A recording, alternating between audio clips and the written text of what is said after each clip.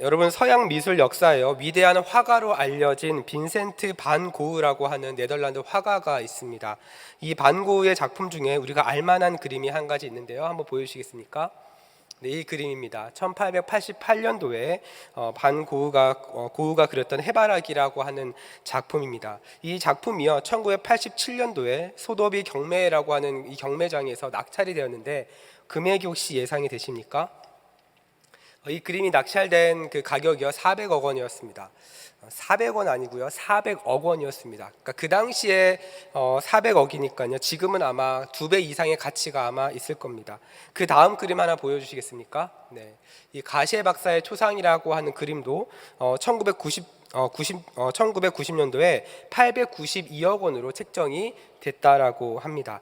이렇게 엄청난 작품을 남겼던 이 고흐는 사실은 어릴 때부터 그림을 굉장히 잘 그렸던 천재 화가가 아니었습니다. 이 고흐에게는요, 롤모델이 한 명 있었는데, 그 사람의 이름은 장 프랑스와 밀레라고 하는 사람입니다. 우리가 밀레라고 하면 굉장히 유명한 그림이 하나 있는데요. 한번 보여주시겠습니까? 네. 밀레가 그렸던 만종이라고 하는 작품입니다. 여러분 아마 한 번쯤은 다 보셨을 거라고 생각을 하는데요. 이 고흐가 이 21살의 나이에 이 그림을 보고 굉장한 충격을 받게 됩니다. 그리고 그의 작품을 계속해서 보기 위해서 전시장을 가게 되는데요. 이 전시장을 갔을 때에 고흐가 이렇게 이야기합니다. 모세가 호렙산에서 하나님을 만난 것 같은 충격을 받았다라고 이야기를 해요. 그만큼 고흐는 이 밀레의 그 작품을 보면서 엄청난 임팩트를 받게 됩니다. 그러면서 고흐는 그림과 책으로 접한 이 밀레의 그림을 자신이 평생 따라가야 될 롤 모델로 삼게 되죠.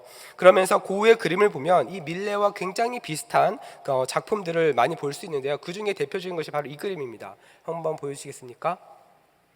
굉장히 비슷하죠. 한쪽은 밀레가 그린 거고요, 한쪽은 고흐가 그린 그림입니다. 굉장히 많은 영향을 받고 또 이 그림을 사모하는 마음으로 좀 따라했던 그런 그림이었죠. 자, 이러한 맥락에서 오늘 본문도 믿음의 모범을 보인 사람과 그 사람을 따라가는 사람들의 모습을 우리에게 보여주고 있습니다. 그 사람이 바로 사도 바울과 데살로니가 교회 성도들이었죠. 이 데살로니가 교회는요, 사도 바울이 데살로니가 지역에 개척한 교회입니다. 그런데 이 당시 이 교회는요, 우리가 생각하는 것처럼 건물이 세워져 있고 좋은 시설이 갖추어진 그런 교회의 모습이 아니었습니다. 이 교회라고 하는 단어, 우리가 잘 알고 있는 이 에클레시아라고 하는 단어는 이 당시에 교회만 지칭하는 단어가 아니라 일반적인 모임을 다 지칭하는 그런 보통 단어였습니다. 그래서 오늘 데살로니가 전서 1장 1절을 보면요, 데살로니가인의 교회라고 사도 바울이 이 데살로니가를 시작하는 것을 볼 수 있죠. 이 데살로니가 교회는 사도 바울이 2차 전도 여행 때 쓰여진 서신서입니다. 본래 사도 바울은 1차 전도 여행 때 소아시아 지역 중심으로 활동을 이제 하고 있었는데, 2차 전도 여행 때 에베소로 가려고 했다가 성령 하나님께서 그 길을 막게 되죠. 그러면서 무시아를 거쳐 비두니아로 가려고 하는데 성령 하나님께서 또 막으십니다. 그러면서 간 곳이 드로아였어요. 이 드로아에서 성령 하나님께서 바울에게 환상을 보여주십니다. 그 내용이 사도행전 16장 9절인데요. 우리 한 목소리로 한번 읽어보겠습니다. 시작. 밤에 환상이 바울에게 보이니 마게도냐 사람 하나가 서서 그에게 청하여 이르되 마게도냐로 건너와서 우리를 도우라 하거늘. 아멘. 마게도냐는요, 오늘날로 말하면 그리스 지역입니다. 하나님께서는요, 이 바울에게 이 환상을 보이시고 사역의 지경을 이제 아시아에서 유럽으로 옮기신 거죠. 여러분, 우리가 정말 하나님을 믿는 사람이라고 한다면 우리도 이러한 자세가 필요합니다. 우리가 원하는 상황과 상관없이 하나님의 인도하심을 따라갈 수 있어야 한다는 거죠. 왜냐하면 하나님의 인도하심에는요, 그 인도하심에 하나님 인도하심에는 하나님께서 허락하신 사명이 거기에 담겨져 있기 때문에 그렇습니다. 아브라함, 이삭, 야곱, 요셉, 모세 등 우리가 알고 있는 모든 하나님의 백성들은 자신이 원하는 상황을 통해서 하나님께 쓰임 받았던 사람이 아니었습니다. 심지어 예수님도 40일 금식을 하신 다음에 어떻게 됩니까? 성령님에게 이끌려 광야로 가게 되시죠. 이들 모두 자신들의 생각과 다르게 흘러가는 상황들을 만나게 됩니다. 그런데 놀라운 것은 자신들의 생각과 다르게 흘러가는 그 상황 속에서 하나님의 일하심을 경험하게 되는 거죠. 그러면서 하나님께서 맡기신 그 사명을 감당하는 인생이 된다라는 것입니다. 여러분, 어떻게 이 일이 가능했을까요? 그것은 바로 어려운 상황 가운데서도 하나님을 발견하고 그 하나님의 뜻에 순종했기 때문에 그렇습니다. 이렇게 바울은 하나님의 뜻에 순종하며 배를 타고 네아폴리를 거쳐 빌립보로 가게 됩니다. 자신의 생각과는 다르지만 하나님의 뜻에 순종했던 거죠. 이 빌립보에서는 옥감장사 루디아를 만나게 되고, 그리고 이곳에 빌립보 교회가 개척이 됩니다. 그리고 나서 빌립보를 지난 다음에 오늘 우리가 읽은 데살로니가 지역으로 가게 되죠.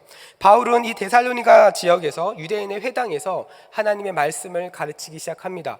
복음을 선포하기 시작합니다. 그러자 어떤 일이 벌어지냐면 사람들이 변화되기 시작합니다. 회심의 역사가 일어나기 시작합니다. 그러면서 교회가 세워지기 시작을 하죠. 그런데 여러분, 이 교회가 세워지기까지, 데살로니가 이 지역에 교회가 세워지기까지 그렇게 오래 걸리지 않았습니다.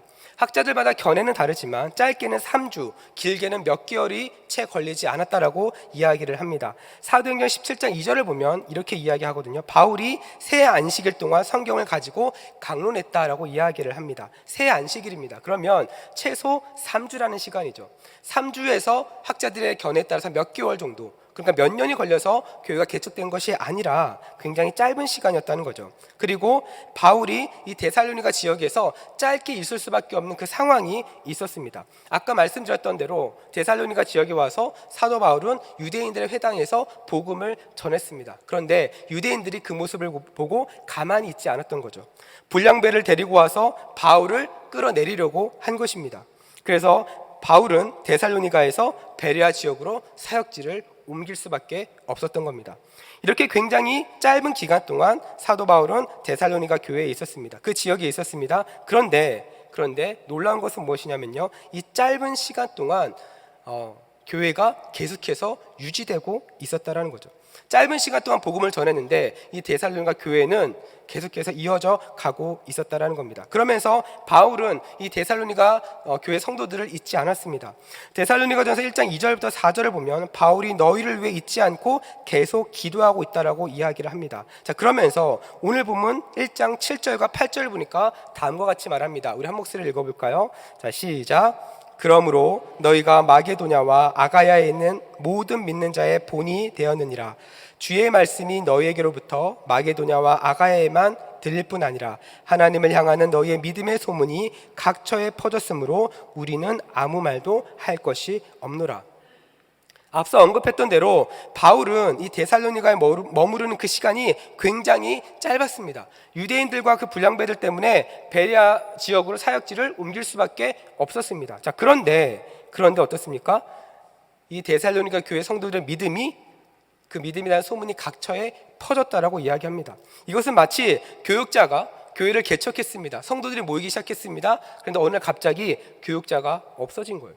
사라져 버린 거예요. 자, 일반적으로 생각하면 신앙 경력도 짧습니다. 목자가 잃은 양처럼 말씀을 전해주는 사람, 말씀을 가르쳐주는 사람도 없는 상황입니다. 이런 상황에서 교회가 지속된다라고 하는 것, 믿음의 소문이 난다라고 하는 것은 사실은 일반적이지 않습니다. 그런데 이 놀라운 일들이 일어났던 거죠. 저는 오늘 이 예배 가운데 이 원인이 무엇인지 이 부분을 함께 좀 살펴보고자 합니다. 그리고 우리 대전중앙교회도 하나님에 대한 이 신실한 믿음으로 소문난 교회가 되기를 축복합니다. 자, 그러면서 좀 한번 살펴보기 원하는 것은 이 데살로니가 교회 성도들의 믿음이 그러면 소문이 날 수밖에 없었던 결정적인 이유가 무엇일까? 그것은 무엇이냐면요, 바로 환난 중에도 기쁨으로 말씀을 받았다라는 겁니다. 오늘 보면 6절에 다음과 같이 이야기합니다. 우리 한 목소리를 읽어볼까요? 1장 6절입니다. 함께 읽습니다. 시작. 또 너희는 많은 환난 가운데서 성령의 기쁨으로 말씀을 받아 우리와 주를 본받는 자가 되었으니. 뭐라고 이야기합니까? 환난 가운데서 성령의 기쁨으로 말씀을 받았다라고 이야기합니다.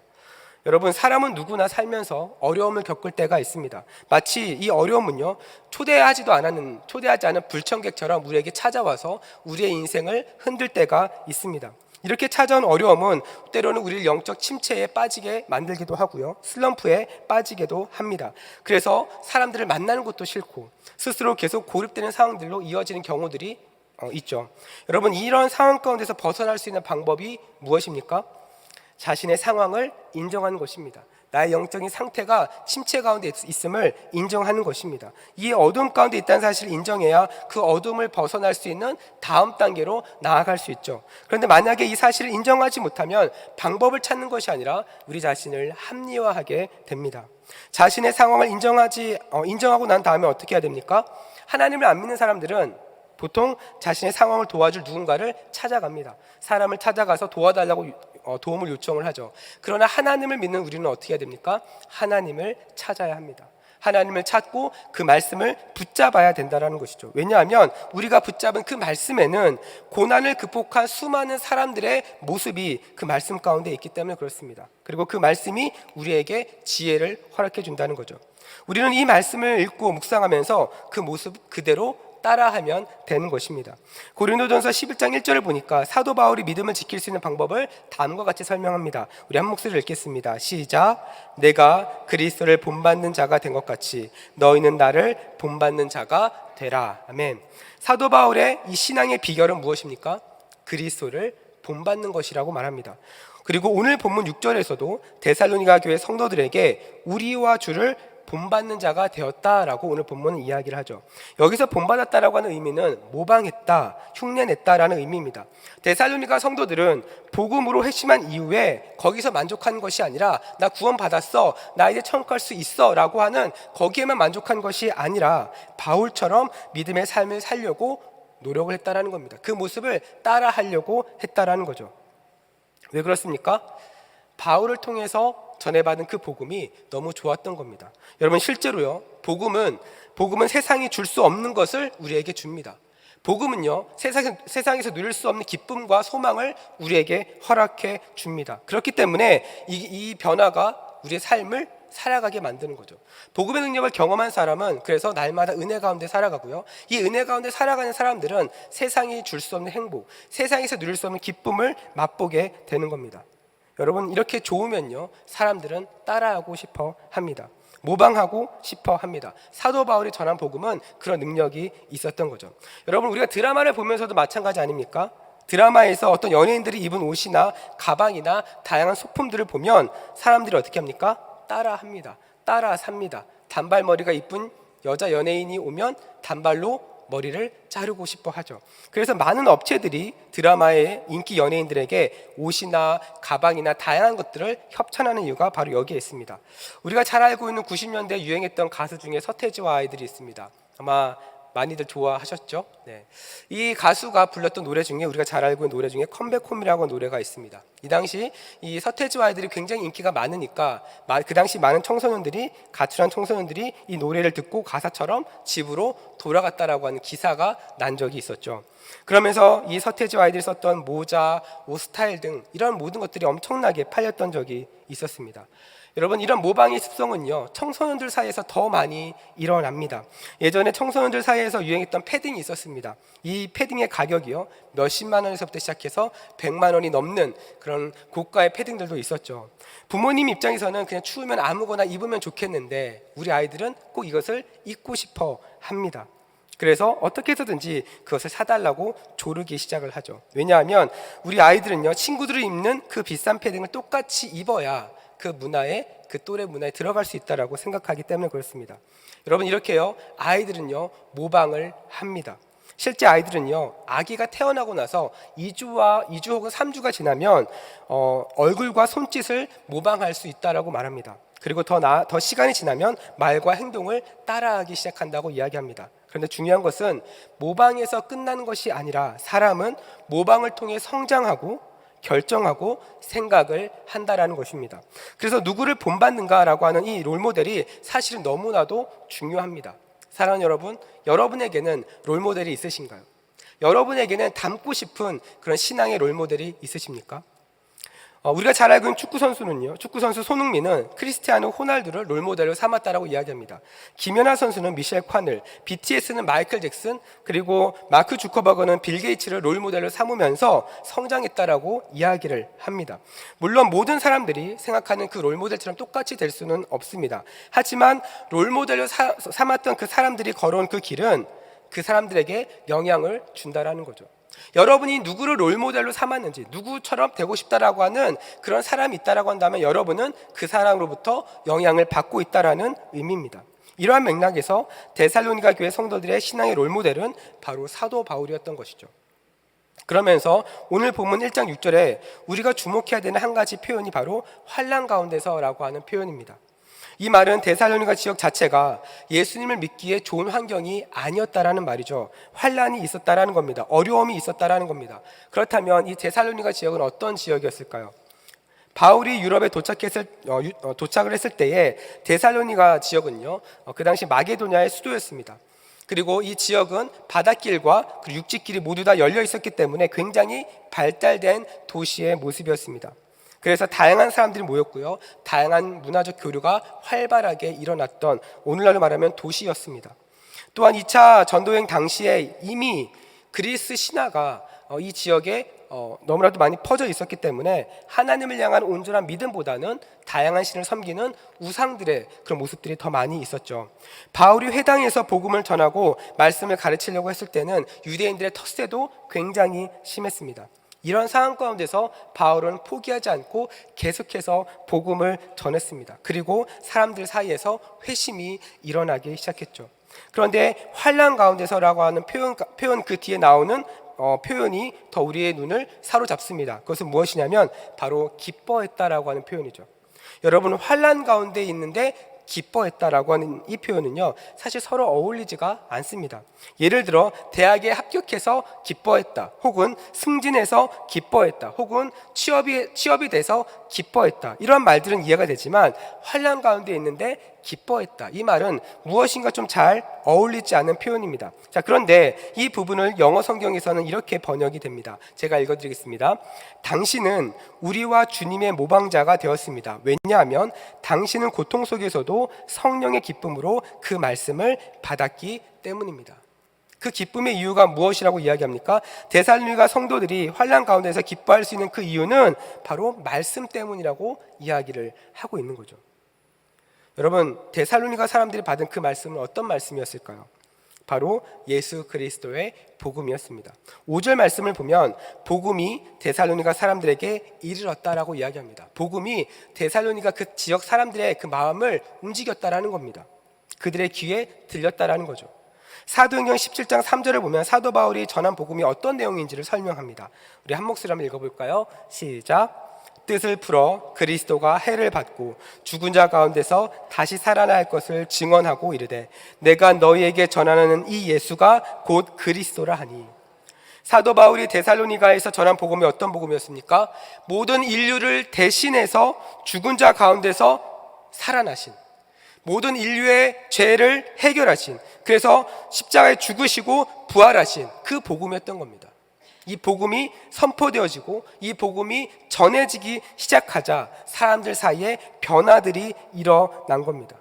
다시 말해서 단순히 말로만 했던 복음이 아니라 능력이 있는 복음, 살아있는 복음을 사도 바울은 전했던 거죠. 이 복음을 통해서 회심들이 일어나기 시작했습니다. 그래서 사도 바울이 데살로니가에서 이 복음을 전했을 때 이 도시에 있는 경건한 헬라 사람들과 귀부인들이 복음을 받아들이기 시작했다라고 성경은 이야기합니다. 경건한 사람, 귀부인들이 복음을 받아들였다라고 하는 것은 이 당시 헬라 철학이 줄 수 없었던, 그리고 제물로도 채울 수 없었던 그 채움받지 못한 그 무엇인가를 복음이 채워줬다라는 겁니다. 복음의 능력이 그들에게 작동했다라는 거죠. 세상에서 채워지지 못했던 그 부분이 복음으로 채워지기 시작을 하니 복음이 그들의 삶을 변화시키기 시작했던 겁니다. 여러분, 실제로 복음은 예수 믿고 단순히 천국 가는 것만을 의미하지 않습니다. 복음을 경험한 사람은 하나같이 채움을 경험합니다. 복음을 받아들이고 하나님의 자녀로 거듭난 사람은 세상에서 누릴 수 없는 그 무엇인가로 채워지기 시작합니다. 이 채움을 경험한 사람은 변화가 일어나고 이 변화는 일회성으로 끝나는 것이 아니라 우리의 삶에 총체적으로 변화가 일어나는 거죠.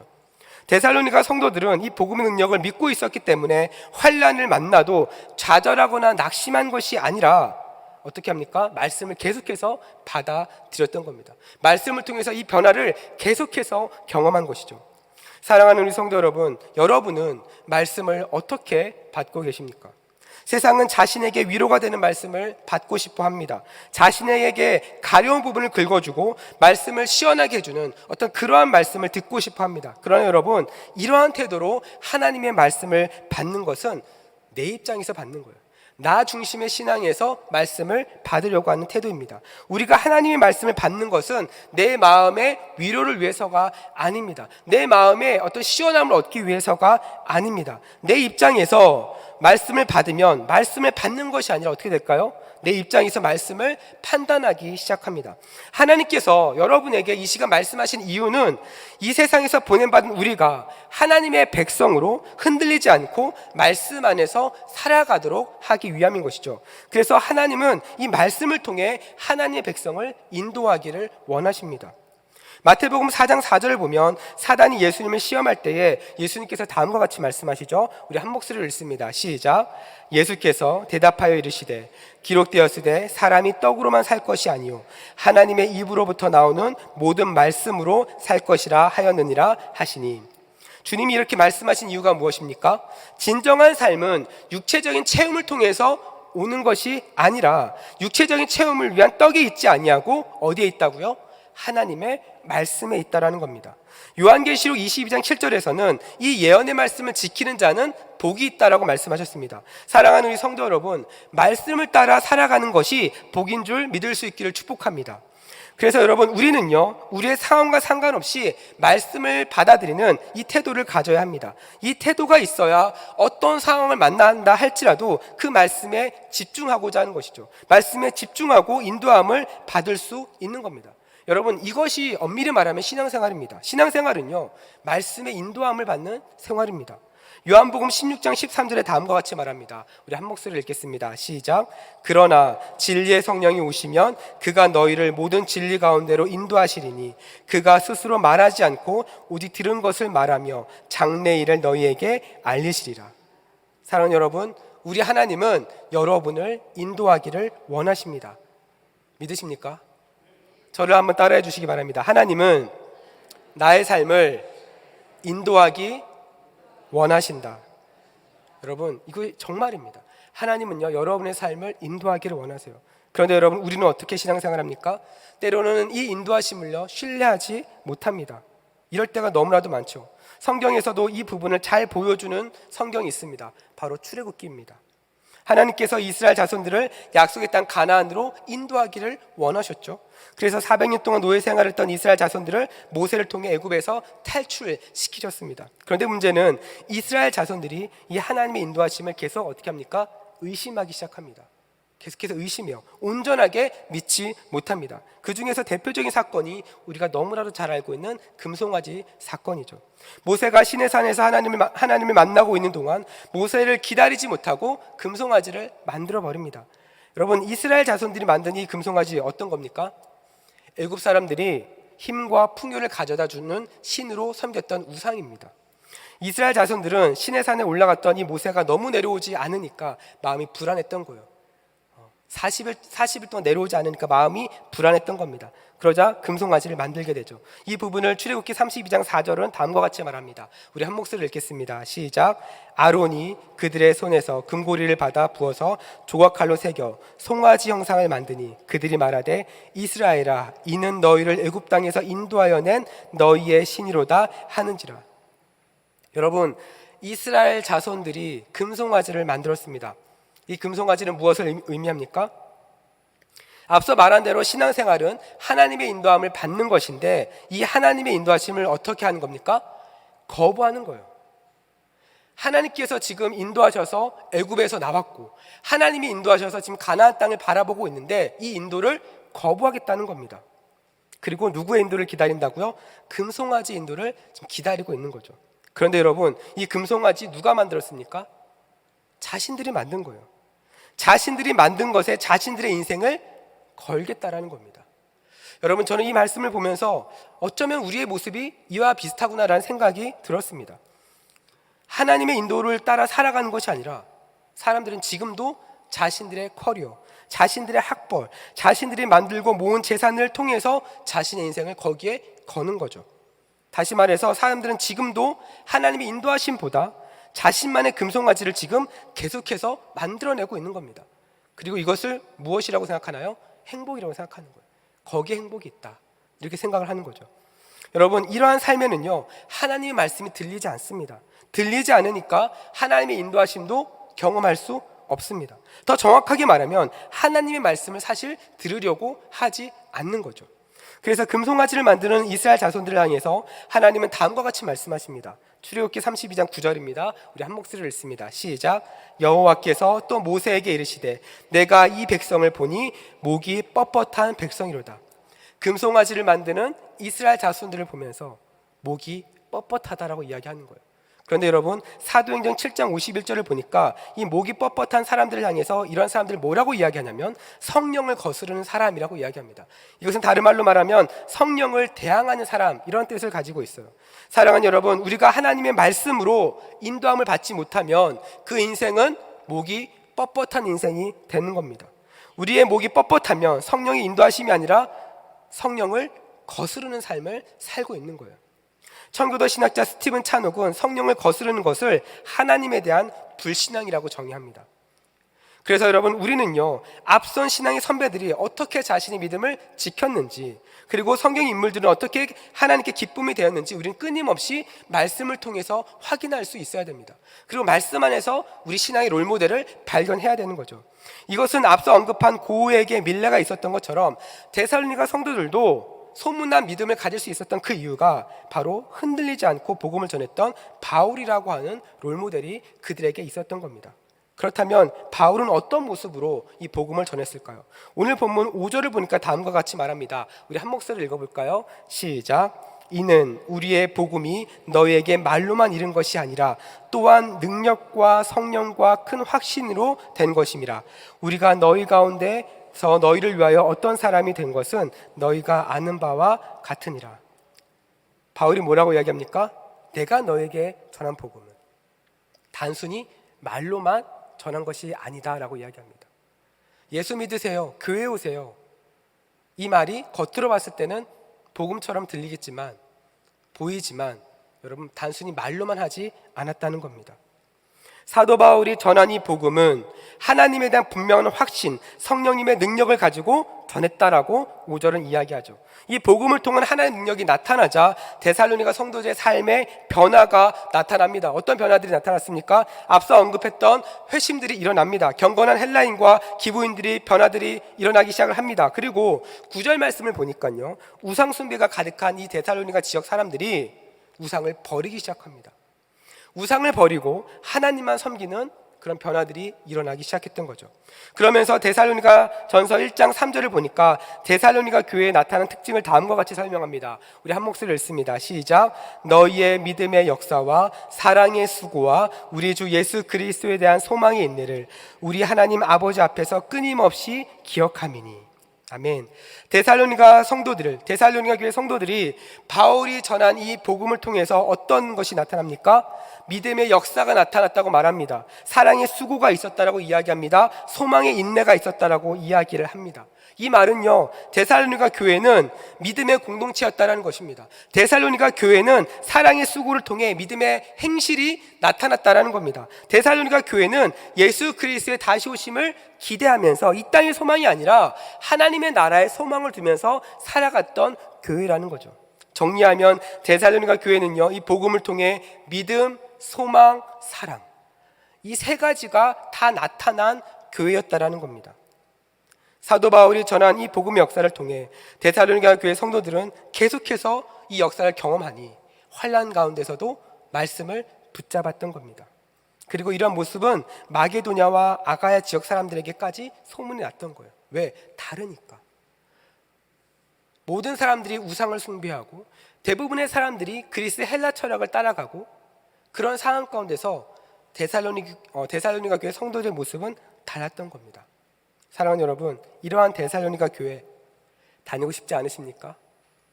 저는 우리 대전중앙교회도 믿음의 역사와 사랑의 수고와 다시 오실 그 예수님을 소망하는 공동체가 되기를 축복합니다. 어떻게 일이 가능하겠습니까? 가장 먼저 복음의 능력으로 회복해야 됩니다. 저 여러분이 복음의 능력을 다시 한번 기억해내고 복음의 능력으로 우리가 다시 한번 살아나야 된다는 거죠. 그리고 이 복음의 능력으로 우리 안에 내재되어 있는 모든 우상을 다 버려야 됩니다. 하나님보다 더 중요하게 생각했던 것들, 하나님보다 우선순위에 앞서 있었던 것들, 이 모든 것을 다 내려놔야 합니다.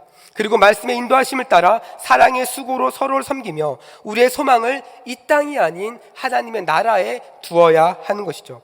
이러한 믿음으로 살아갔을 때에 어떠한 어려움이 찾아오더라도 우리는 말씀을 붙잡을 수 있는 것입니다. 그리고 그 말씀이 여러분을 다시 일으켜 세울 것입니다. 그 말씀이 많은 사람들에게 선한 영향력으로 흘러가게 될 것입니다. 저는 우리 대전중앙교회가 이러한 모습을 통해 믿음의 본을 보이는 성도, 하나님의 영광을 드러내는 성도, 이 세상에 구별된 성도로 승리하는 삶을 살아가는 그런 성도가 되기를 주님의 이름으로 축원드립니다. 우리 지금 함께 기도하며 나아가도록 하겠습니다.